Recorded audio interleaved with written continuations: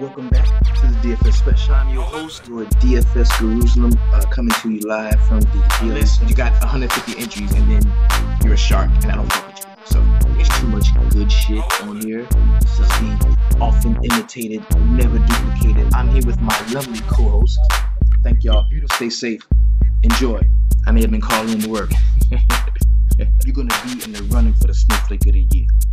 Get shit together with your snowflake. I'm at the crib, man, and I'm just finishing up. Stop. Throw them bitches in the main. I'm telling you. You're gonna see the results, bro. You're gonna see it. This is what's really gonna help you out. You know how I feel about the home dogs. There's a lot of fight in the home dogs, and I really think a lot of shit to go over tonight. Who that scored all them points over there? Player of the night. Get him in your lineups. Get him in there. And let's go get this money. Thursday, let's go, and remember, in the sweatshop, we always keep it 300.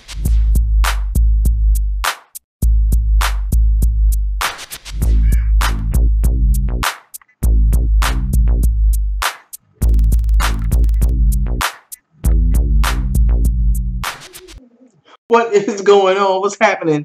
Welcome back to the DFS Sweatshop. I am your host, the DFS Jerusalem, and of course, you can follow me on Twitter at DFS Jerusalem. Today, we'll be breaking down a huge 14-game slate. I was okay. So I'm watching this game, and right now, Lakers Bulls are on right now. I remember the old school EA Sports games, Bull versus Lakers. That was shit. But so it's on right now. And I was kind of pissed that I didn't have a ton of exposure to this game. Once the first tip, I was like, damn, I should have had way more exposure to these cats. But I'm glad I didn't, because at one point in this first quarter, bro, there was like 6 turnovers in a row. Like everything ended in a turnover. Like these are, oh my god, bro, oh my god. But Denzel Valentine is lighting it up. Chris Dunn, the only cat that I have in this game, he's got about 13 points in the first quarter. He's having a decent one, so this could bode well for me, man. I've got a pretty kind of crackpot crazy lineup, and I only played one line. I'm not I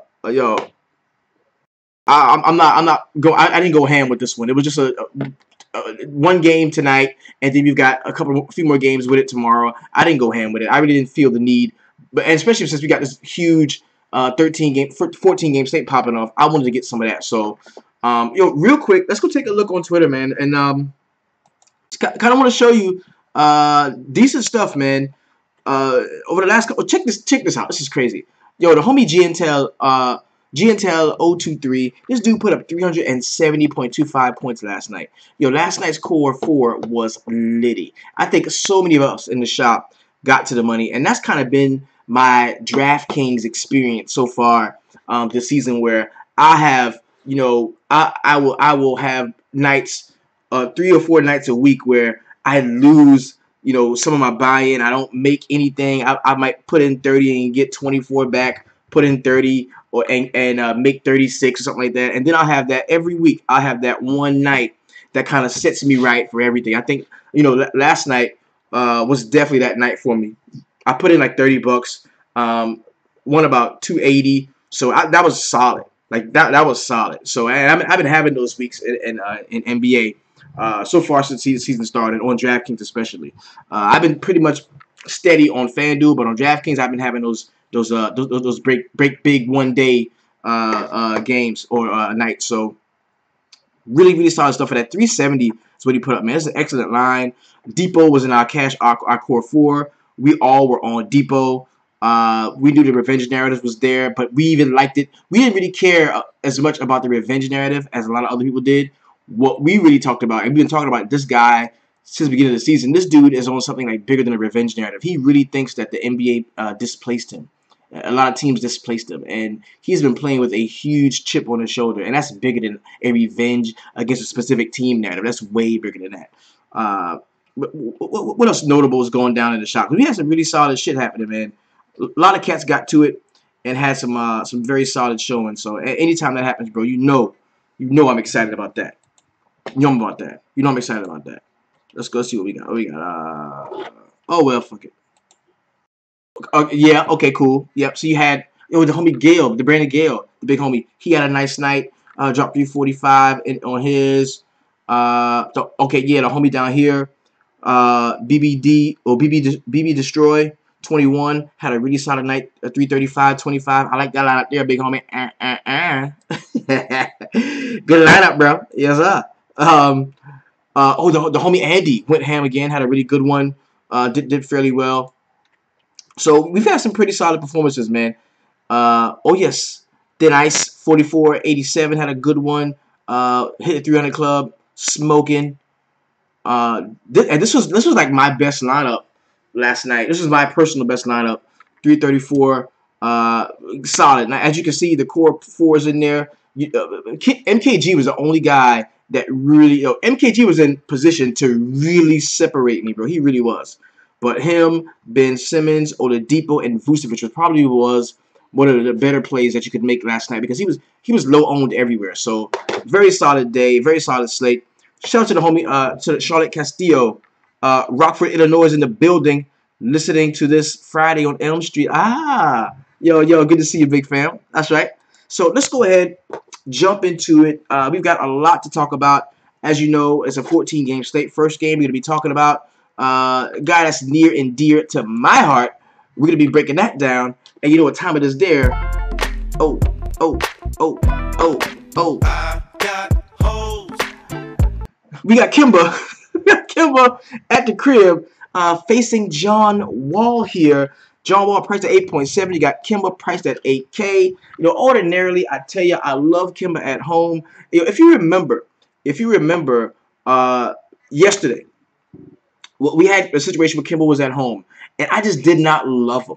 I didn't love him. I did have some exposure in a couple of spots, but I didn't love him. And that was good that I didn't play him. As a matter of fact, the only spots where I played Kimba was places where I felt like I was just too much depot. I think I was like 100% depot. And I was like, I can't be 100% anybody. So I took him out and played a little bit of Kimba here and there. And that kind of messed those lineups up, really. Maybe one of them cash. But so 8K, you look at John Wall, he could be like one of the best defenders in the league if he wants to. This man definitely does. He definitely does have the potential to lead the league in scoring and steals or assists and steals. Like he could do that the way Iverson did, the way Mike did. Like he definitely has that type of capability. But it's just he just doesn't try as hard. John Wall doesn't try as hard on defense as he does on offense, and that's the reason.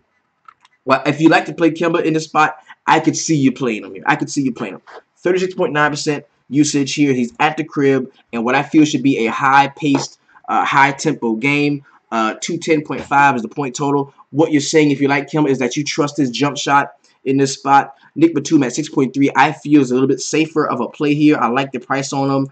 Dwight Howard, 6.7. He got cheaper. Dwight Howard got cheaper. And one of the homies, Magic Brown, brings up a really good point. He says Howard is rejuvenated. He is, man. He is. This is a guy that we covered. Go check back a few shows ago when we covered we covered exactly what we saw in the first week or the first couple of weeks of NBA. And a few guys that we talked about, Kimba was one of them. It was Kimba, it was Depot, it was D'Angelo Russell before he got injured. Like we actually uncovered a lot. And we talked about those, okay? So Dwight Howard, people are gonna look at this and see that Washington does limit production for centers, but Dwight Howard is like, and they limit production for people that are not really centers, for bigs that are not really centers, but for like stone cold guys like Dwight Howard, which they are only like 3 or 4, they can eat. Whiteside can eat against Washington. Dwight Howard can eat against Washington, like true real deal centers. Gobert can eat against Washington. Those guys can eat. So you look at the price on him at 6.7. If he gets a double-double, if he gets a basic double-double, 12 and 10, he pays off the 6.7K salary damn near. You know what I'm saying? For 5 to 6x. He gets a basic double-double, 15 and 10, you're good. Couple of blocks, maybe a steal or two, he's good. So that's going to put Dwight Howard in play for me, especially at the crib. Somebody check those splits out, how Dwight Howard plays at the Hive in comparison to how he plays on the road. As a matter of fact, I can do that right now. Let's do it. Let's go. We go home away. All right, so, okay, at the crib, 57, 43, 15, 35, 37, 46, 40, 39. The dude is freaking crushing at the crib so far this season, man. Yeah, 39, 40, 46, 37, 35. He had that one bad game against Cleveland. 43, 57. The dude is crushing at the crib. He's crushing at the crib. Let's go away. See what happens. You see that? Pedestrian. Pedestrian. This is a thing. Dwight at the Hive is a thing. Has Dwight stolen the hose? Do the hose now belong to Dwight? Has Dwight stolen the hose? Look. Look on the road. 21, 26, 34, 27, 38, 11, 40, 44 is good. 36, but yo, at the crib, he's eating, bro. 57, 43. Has Dwight stolen the hose? And he's playable to me. I like Dwight out. I get behind him. And he's a guy that's always 10% or less owned. Like, he never sees, like, complete ownership. He never sees a ton of ownership. So I do like him. I can get behind him. Give me some Kemba. Give me some Nick Batum. Give me some Dwight Howard. Hopefully, I wasn't a day early on MKG. And I still kind of like him. At 4.1, I still kind of like him. Because I can foresee Washington being very active along the perimeter with guys that like to shoot the ball from out there. You look at like Bradley Beal, Otto Porter, even Markieff Morris. I can see the ball being around that area, in that perimeter area a lot. And that guy does have what it takes to get out there and make plays. Speaking of MKG, so that's what I'm gonna be chopping up. Bradley Beal, 7.8. Anytime you get Bradley Beal under 8K in a fast-paced matchup, I can dig it. The one thing I want you to be aware of is, yeah, you see the 20th ranked DVP against shooting guards. Well, that's without Nick Batum. And Nick Batum is actually one of the better defenders, one of the better wing defenders in the league. Like, real talk. He's one of the better wing defenders in the league. So don't just gloss over that as, oh, I can play Bradley Beal. Cool. It's going to be a tough one. I do like Otto Porter at 6.1. I love the price there on him. Markieff Morris does interest me at 4.6, but I just can't play everybody. But he does interest me, so I'm gonna keep him highlighted there. The next game we got is gonna be the Brooklyn Nets and the Cleveland Cavaliers. Yo, as long as LeBron is wanting to play 35 to 43 minutes every game, he is playable. I know a lot of us were let down because his team around him actually did show up. The team around him actually did show up, and he didn't have to do everything. But just as soon as that happens, we can also see, you know, them shit a brick, and then Brooklyn stay in this game, and we see 4 quarters of LeBron at the crib, at the Q, against a woeful Brooklyn Nets team. So 228.5 is the total, with the Cleveland Cavaliers being an 11-point favorite. The one thing I do like about this is we're going to see a ton of Dinwiddie here. I like that. I think he's at a very solid price point for what he can bring to the table. Kevin Love, of course, Kevin Love is in play for me at 7.9. Jay Crowder even there at 3.8. I don't love anybody else. Some people are going to try to talk you into Dwayne Wade. I get it, but I'm not getting to it. I don't want it. Kyle Korver would be the only bench guy that you could even, like, I could even flirt with playing. And that's if I'm of the mindset that Brooklyn takes a lead in this spot and the bench doesn't have to help him out some. Other than that, nah, I can't get there. On the other side, Ronnie Hollis-Jefferson, the defensive usage that he's going to get from guarding LeBron is going to be everything. Like, this dude's going to be on the court. If LeBron plays 40 minutes, so will Ronnie Hollis-Jefferson. So that's going to put him in play for me at 6.4. DeMarre Carroll, I could get behind him at 5.3. Allen Crabbe, maybe I can play him. I do like Dinwiddie. And Trevor Booker is a game-time decision, which kind of makes way for Karis LeVert to be like the first guy off of the bench here. I kind of like this. William Flowers says Jeff Green thrives in up-tempo games. Well, since you made that point, my brother, let's go ahead and highlight Jeff Green here. Yo, this is not where I just, like, do all the talking and I know everything and I'm a fucking genius. Like, yo, like, I rock with y'all. Y'all are my people. You know what I'm saying? So if you got a play that you like, we're going to highlight them, throw them in the player pool, and when we get together at 5:30 and build lineups, then we're gonna make shit happen. The homie says, survival for 4 quarters against Cleveland. Come on now, really? Yo, they beat them, didn't they? They beat them. The Brooklyn Nets beat them, I think. Didn't they beat them? I kind of think they did. If my memory serves me correctly, I think the Brooklyn Nets beat them at, well, it was in Brooklyn. I may be wrong about that. I'm not sure. Stranger things have happened, bro, and you can't bet on blowouts, man. You really can't. You really can't. Or they stayed with them. It was something like that. It was something like that. Jerry Levert's son in the league. At home. Yeah, they was at home. Definitely. Next game we got is going to be the Portland Trail Blazers and the Philadelphia 76ers. Is this a spot? Yeah, they have. Right. So, all right. So, we got Philadelphia at home against the Portland Trail Blazers. That's like the defender. They still don't have him. So, I kind of like him there. And with all of these cats coming back, with like Jared Bayless coming back and well, Justin Anderson is out, so that could open up minutes for T.J. McConnell. But you got Redick in front of him, so I'm gonna highlight T.J. McConnell for the bench if you wanted to go a little bit deeper into the Philadelphia side. On the other side, Damian Lillard, C.J. McCollum. I would take the discount and pay for C.J. McCollum at 7.3, kind of like him. I don't love Dame in this spot. Dame just has not been big game so far. Like he just hasn't, man. 30, 37, 42 against Sacramento. 53 against Orlando. That was nice. But 38. I want to take a look at him away, man, and see what he's been doing. Now, that 64 was in that overtime game. He's been fair. He's been solid in a couple of games away. 30, 42, 64, 44, 41 against Indiana, and 50 against Phoenix. But, the price, man, if he's around 8K, I'm cool. I'm cool, but if he's anywhere, Yusuf Nurkic, yes, I like him at 6.6. I think he's playable.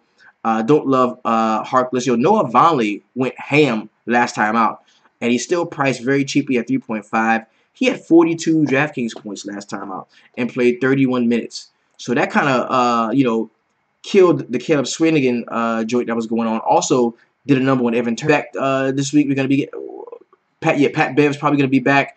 So, Dennis Schroeder, not a guy that I absolutely love. I do like to attack Atlanta at the point guard spot, so I think that Patrick Beverley is in play at 5.7. Blake Griffin at 9.3 is a little bit too expensive for me in this spot, but I do like DeAndre Jordan at 7K. I can get behind him. Austin Rivers, the coach's son, at 5.1. Not a big fan there. Not even Wesley Johnson. I like this. These guys were cool when everybody was injured, but now everybody's coming back. You can't play him. And Lou Williams' price continues to go up, and he's just not worth 7.1 here. He's just not. We got to taper this back down and wait for some of these guys to come down in price. Kent Bazemore, 5.5. Don't really love him. Torian Prince, nah. Dwayne Dedmon, as long as that dude is under 6K, I'm going to continue to play him. 5.3. I can get behind Dwayne Dedmon, no problem there. Even John Collins at 4.6 looks to be somewhat playable here. But this game, I wouldn't mind if you fade this game. This is a very fadeable game. Next game we got is going to be the Boston Celtics and the Miami Heat. This is a 196-point total with the Miami Heat getting 3.5 at the crib. So that's the home dog, man. Should be some fight in the home dog. I want to take a look at what Hassan Whiteside has been doing against the Lakers so far, and then check his home splits. At the crib for Whiteside, 27, 42, 36. He's only played 3 home games. 36, 42, 27. On the road, he played a lot of games on the road, and he was eating too. Well, let's take a look at what he does against the Celtics recently. This is his first time against the Celtics this year, and y'all know we love to attack them rebounding, man. 8.6 for Whiteside. Yeah, I'm in. And whenever I like Whiteside, I do like Dragic too at 6.4. I wouldn't have an issue there. This is gonna kind of curb my enthusiasm for playing Kyrie. I know Kyrie's a different type of point guard and a guy that you should never like fade. And the price on him looks pretty good at 8.2. I might be talking myself into playing Kyrie right now. I never play point guards at Miami against Goran Dragic and Whiteside. Whenever they're both in, I never do that, bro. I might have to make an exception. I never do that. James Johnson at 5.6 looks to be playable here. Kelly Olynyk, Revenge at 4.1. I can highlight him. He's probably going to see some minutes in this game as well. On the other side, who do we like? Al Horford at 7.1. Don't really love that. Jaylen Brown, 6.5. He's playable. He is playable in this spot. As is Kyrie. I'm going to highlight Kyrie. That's it. Yo, I like Whiteside. I do. Just looking at him right now, he looks kind of Corey. Next game we got is going to be Toronto Raptors and the New York Knicks. I think the last time out, they scraped the shit out of my Knicks. They scraped it. Yeah, they did. Okay, 41 was what DeRozan had. Yeah, DeRozan had 41. Yo, we've been low-key stacking Toronto in the shot, and it's been working pretty well. Real talk. Again, yeah, 50. Yeah. So this is another one of them days when you can fire up both of them, man. Lowry, DeRozan. You can definitely do that. Lowry, DeRozan, fire them up. Whenever, listen, I'm going to tell you something. Whenever Jonas is playing, whenever Kyle Lowry and DeMar DeRozan, when those three guys are playing, do not play Serge Ibaka. Do not play Serge Ibaka. You know, he's do not just don't play him. And I don't even want to talk about it anymore. Just don't play him. So Valanciunas is in play for me here. OG still cheap at 3.7. Could get behind that if I had to in some spots.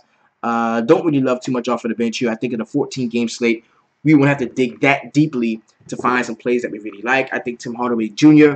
is going to be in play at 6.5. Yes. Maybe some kitty steps at 8.6. That would be as far as I would go. As far as I would go. Yo, that would be as far as I would go with my Knicks. Yeah, yo, the homie Magic Brown says DeRozan loves the Garden. Yo, they get it in against the Knicks, and I'm a Knicks guy. So DeRozan, Lowry, you're definitely gonna see ownership from me from them, especially Lowry.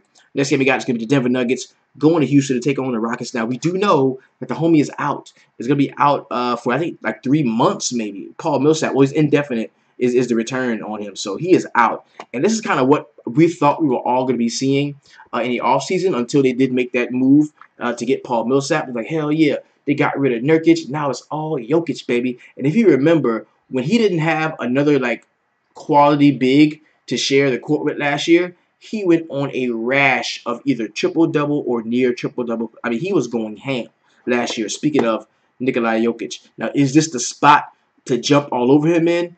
I don't know, man. I don't know if this is the spot. But at 8.9K, I am going to take a shot here. I definitely am. Will Barton is probably going to see an increase in minutes, of course, being at 5.4. We love to play shooting guards against James Harden, against Houston Rockets. Such an up-tempo, fast-paced team. I think that you can look at Barton or Gary Harris here. Actually, I love Gary Harris, actually, in this spot. I really do. Don't want anybody off of the bench. Maybe some Mason Plumlee at 3.6 if I really need it. On the other side, James Harden is most assuredly in play here. 11.3 for James Harden, yes. Chris Paul, 7.5, yes. He's going to be in play here. Ryan Anderson, do not play Ryan Anderson at the crib. That's just a shop rule. Ryan Anderson at home is a no-go for us. We just don't fuck with that. Clint Capella at 6.8, yes, is definitely in play. That's a nice little mini stack there. The Harden, Capella, Chris Paul, kind of like that one. Next game we got is going to be the Dallas Mavericks going to Memphis to take on the Grizzlies. Now, Marc Gasol is at 8.3. He's getting priced up there. Mario Chalmers is now 5K. We still got Mike Conley out here.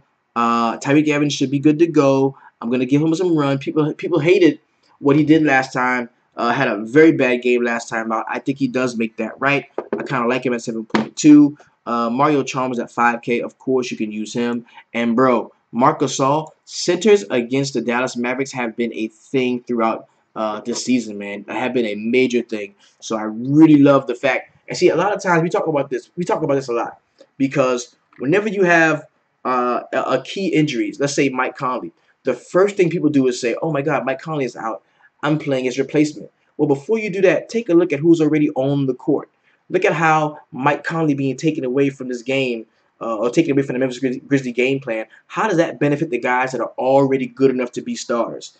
And the number one guy that jumps out to me, the guy that's getting 34.9% of the usage here, is going to be Marc Gasol. So definitely have some shares of Marc Gasol tomorrow, in my opinion.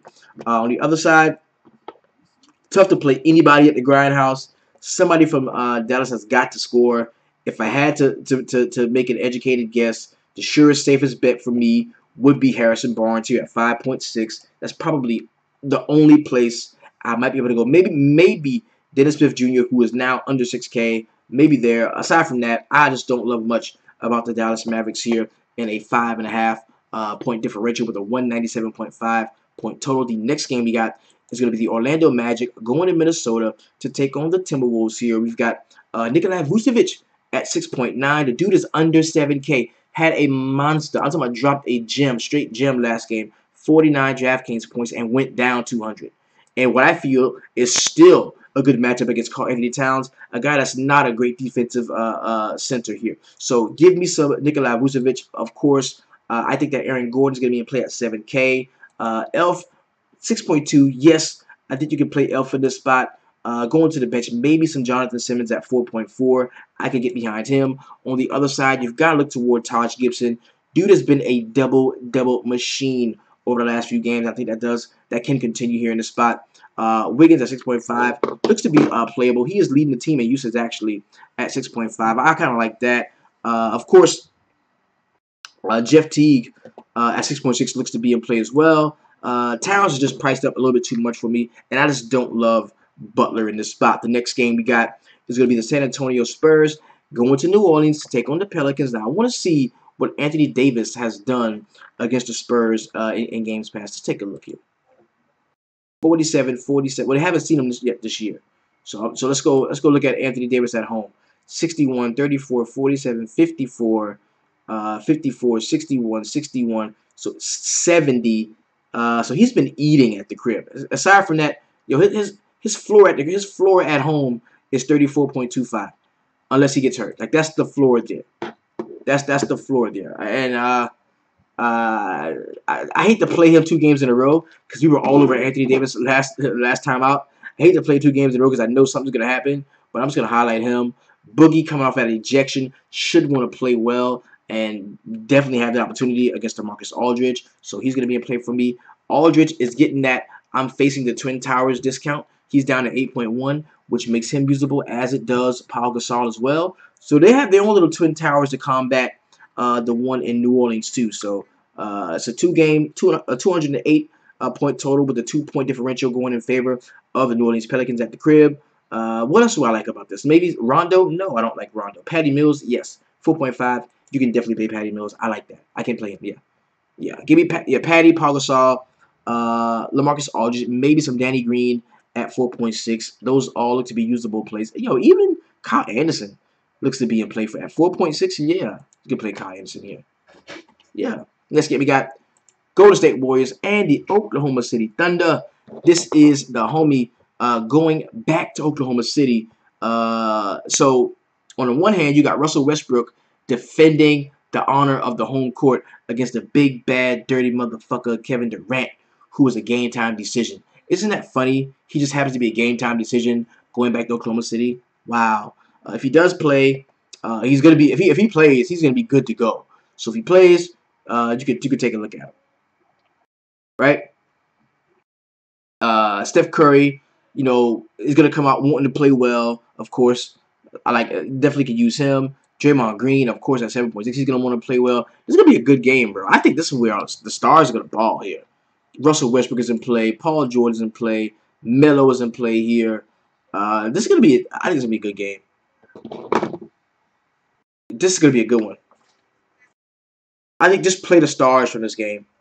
Get the stars in there somewhere. Next game we got, it's going to be the Milwaukee Bucks going to Phoenix to take on the Suns. The Eric Bledsoe revenge narrative is a big deal, and I'm telling you, it's really not. Because Eric Bledsoe is happier to be, he wanted to get out of Phoenix. It's not like he had this cool career and his beautiful wife and children settled in school, loving their lives in Phoenix, and it all got ripped away from him by the dirty Phoenix owner that traded him away. It wasn't even like that, bro. Like, the dude did not want to play in Phoenix. It's not like he wants to prove to Phoenix that they should have kept him. Like, he didn't want to be there. So I'm not looking at this as like some huge revenge narrative. Plus, he liked the other guys on the team. Like, he was him and Devin Booker. Them cats was cool. Like, he didn't have any beef with them. It's not like a big bad wolf type shit. It ain't like Depot, where Depot was mad as fuck at the ownership and he was upset with them about the way they treated him. Like he's not like that. Like, he wanted to get away. He was glad to get away from there. He's in a better situation. So if you're playing Eric Bledsoe based off of the revenge narrative, that could be a mistake. If you're looking at the matchup, it's the fact that you can play the Cats against Phoenix, you can play guards against Phoenix. That makes a little bit more sense. And if you're looking at it from that standpoint, why not just play Chris Middleton at 6.9? Why not just play Giannis Antetokounmpo at 11.5?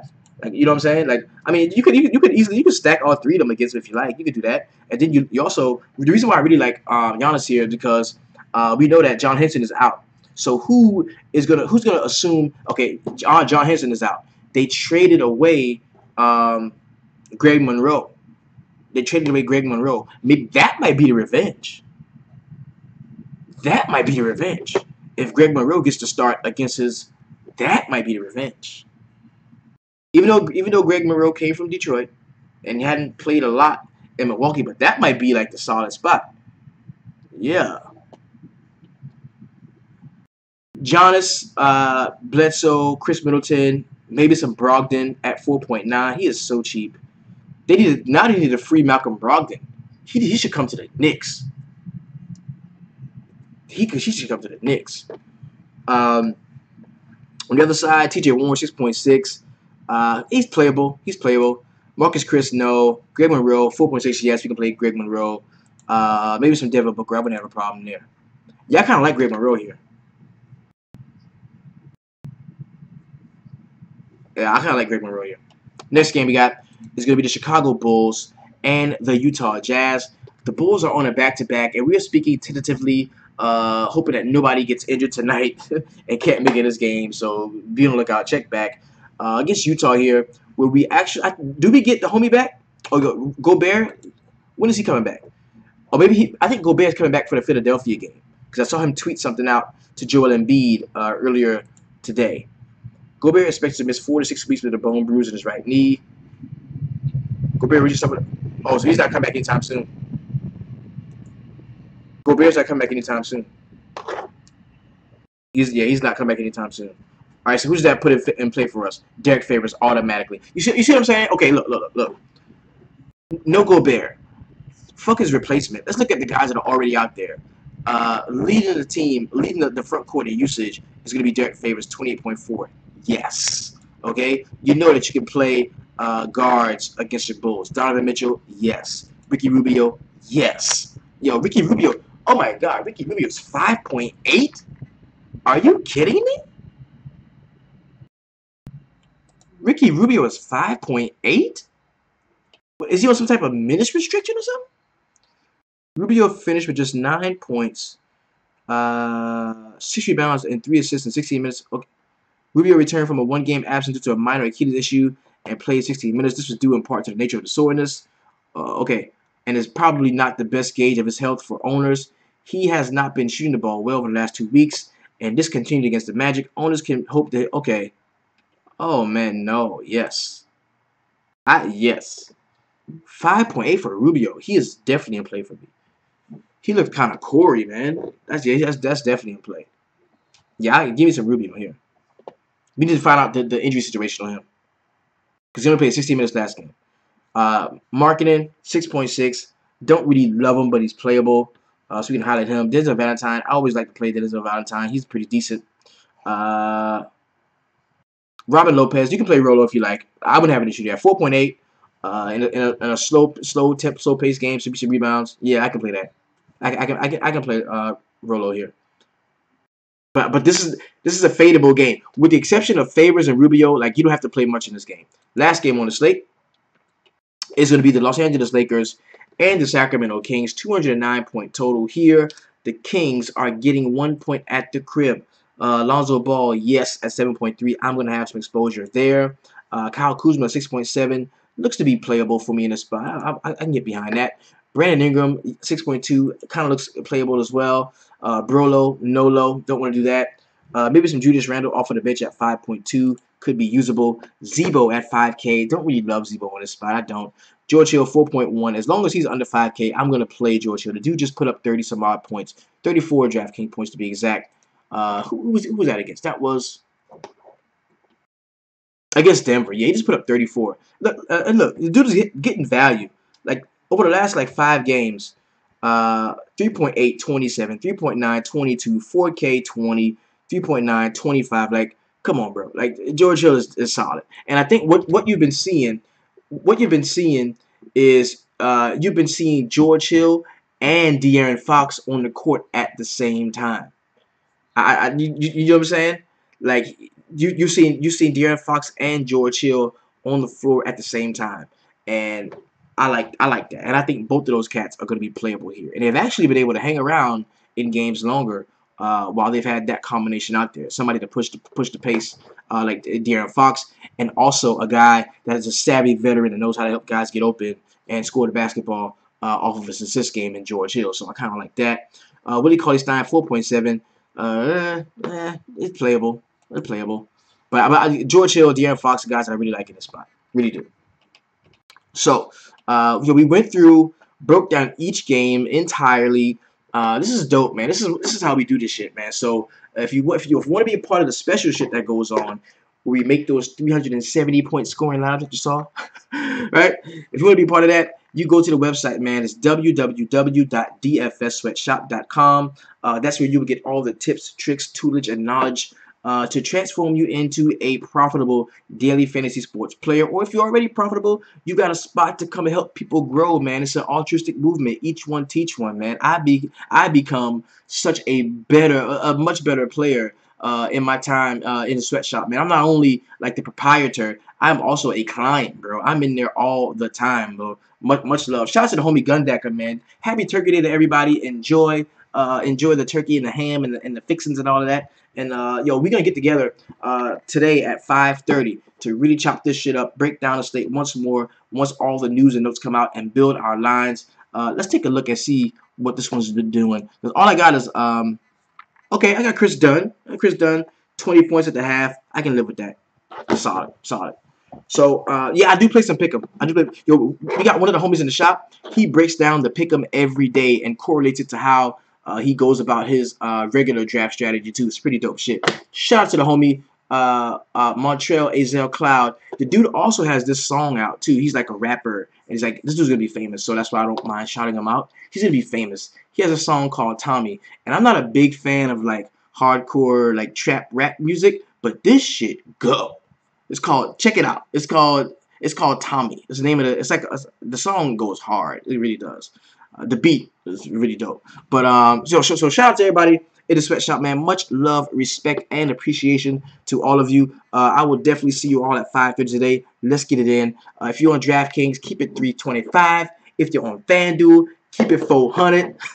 You're rocking with the best, where we keep it real, we keep it honest, and we always keep it 300.